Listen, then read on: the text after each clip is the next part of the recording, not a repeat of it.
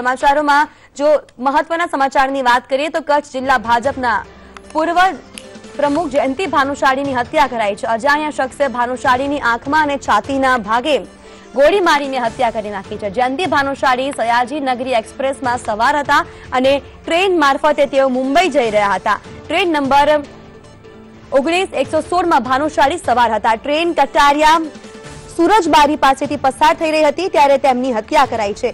મધરાત્રે 2 વાગે આ બનાવ બન્યો હોવાનું સામે આવ્યું છે। કોન્ટ્રાક્ટ કિલર દ્વારા ભાનુશાળીની હત્યા કરાઈ હોવાનું અનુમાન છે। જયંતિ ભાનુશાળીના મૃતદેહને 108 મારફતે સરકારી હોસ્પિટલ ખસેડાયો છે। કોચના સ્ટાફને માર્યા મિયાણા જ ઉતારી પૂછપરછ કરાઈ રહી છે। ભાનુશાળીના સામાન સહિતની વસ્તુઓને કબજે કરાઈ છે। હત્યા થયેલો ડબ્બો સીલ કરાયો છે અને ટ્રેનને અમદાવાદ લાવવામાં આવી છે, જ્યાં હત્યા કરાયેલો ડબ્બો છૂટો પાડી દેવાયો છે અને એફએસએલ દ્વારા તેની તપાસ હાથ ધરાઈ છે।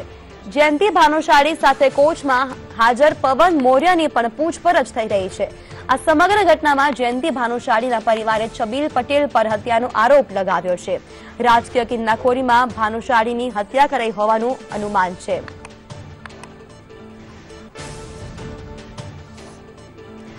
ભાનુશાળીની મર્ડર કેસમાં એટીએસ પણ હવે તપાસમાં જોતરાઈ ગઈ છે। આપણે જણાવી દઈએ કે એટીએસની ટીમ માર્યા મિયાણા જવા માટે રવાના થઈ ચૂકી છે। આ હત્યા પાછળનું શું કારણ છે અને કોને હત્યા કરી તે મામલે હવે એટીએસની 4 ટીમો અલગ અલગ ટીમ બનાવાઈ છે અને આ ટીમ તપાસ કરશે।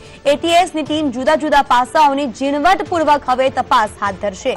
આંખમાં અને છાતીના ભાગે જે રીતે જયંતિ ભાનુશાળી પર હત્યા થઈ હતી તેને લઈને હવે તપાસનો ધમધમાટ પણ શરૂ કરી દેવાયો છે। માર્યા મિયાણા ખાતે એટીએસની ટીમને મોકલી દેવાઈ છે અને આ મામલે વધુ તપાસ હવે હાથ ધરાશે।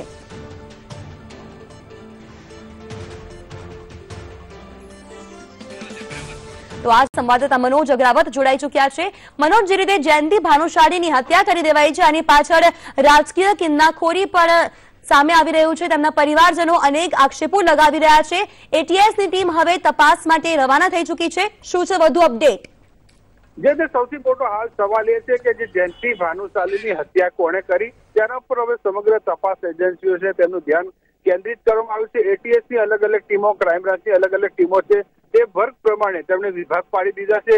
એક ટીમ છે તે ઘટના સ્થળની મુલાકાત લેવા જઈ રહી છે, એક ટીમ છે તે આખું ટેકનિકલ એનાલિસિસ કરી રહી છે।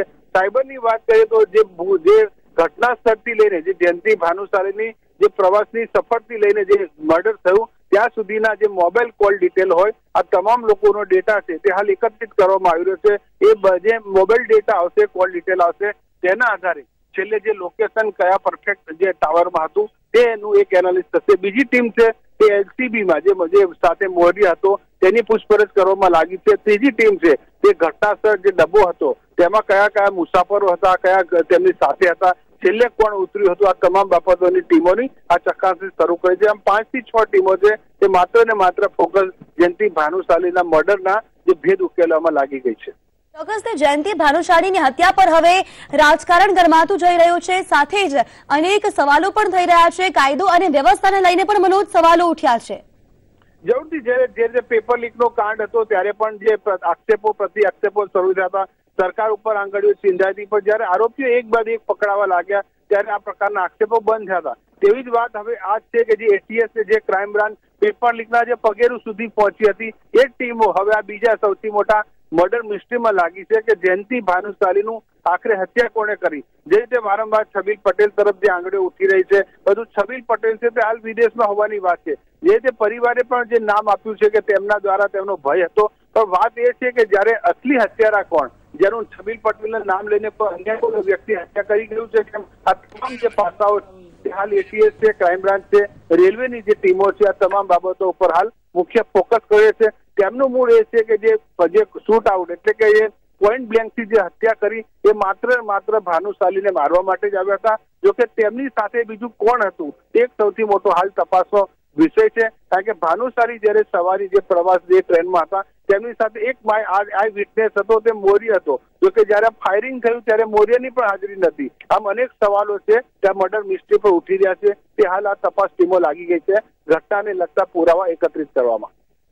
બિલકુલ મનોજ, જ્યારે ડોગ સ્ક્વોડ પણ ત્યાં પહોંચી હતી, સાથે જ અન્ય જે સાથી પેસેન્જર હતો તેમની પણ પૂછપરછ હાથ ધરાઈ રહી છે। શું કોઈ ખુલાસાઓ થયા છે? પોલીસની પ્રાથમિક તપાસમાં શું ખુલ્યું છે? પ્રાથમિક તપાસમાં એ છે કે જે હત્યા છે તે સીધી એક શાર્પ શૂટર એટલે કોન્ટ્રાક્ટ કિલિંગને લઈને માનવામાં આવી રહી છે, કારણ કે તેનો ઈરાદો માત્ર જયંતિ ભાનુશાલીને મારવાનો હતો। 2 ફાયરિંગ કર્યા છે, એક ફાયરિંગ છાતી પર, એક આંખમાં। એટલે જે હત્યારા છે તેનો સીધો જે એમ છે, ઉદ્દેશ છે તે જયંતિ ભાનુશાલીને મારી નાખવાનો હતો। બીજું કે જયારે ફાયરિંગ થયું ત્યારે કોઈ પ્રવાસીઓને એનું જાણ ન થઈ, એક આ સૌથી મોટો છે। તેથી કદાચ ફાયરિંગ વખતે તેને સાયલેન્સરની ઉપયોગ કર્યો હોય એવું પણ હાલ વાત બહાર આવે છે। બધું તમામ બાબતો છે, તપાસ વિશે છે। ચાલુ ટ્રેને જયારે આ પ્રકારનું ફાયરિંગ થાય ત્યારે તમામ પ્રવાસીઓ રાત્રે 2 વાગે ઊંઘતા હોવાનું માની શકાય છે, તેથી કદાચ કોઈએ ફાયરિંગનો અવાજ સાંભળ્યો પણ ન હોય। અને બીજું, જે આ ઘટના બની તેનો એકમાત્ર જે મોરી હતો, પણ એ જયારે બનાવ બનતા વખતે તે વોશરૂમ જાય છે અને એ દરમિયાન જ હત્યા થાય છે। આમ ઘણા બધા મોરિયા ઉપર પણ આંગળીઓ ઉઠી રહી છે, જો કે હાલ મોરિયાની જે તપાસ કરાશે તેમાં ઘણા બધા જે ખુલાસા બહાર આવશે। બિલકુલ મનોજ, આપનો આભાર માહિતી આપવા માટે।